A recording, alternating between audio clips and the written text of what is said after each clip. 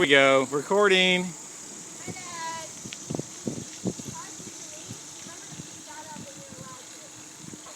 Charlotte, how was your bike ride so far? It was great until you decided to get me hurt.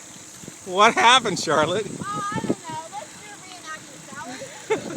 Okay, you right there, decide to hold on to my bike.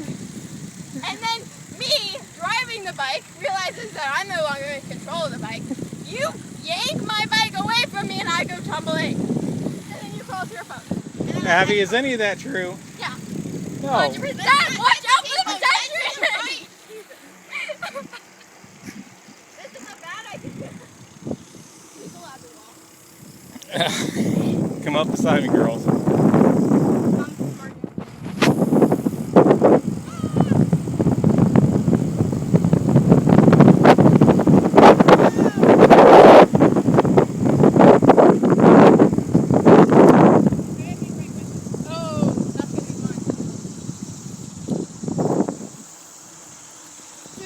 Going fast.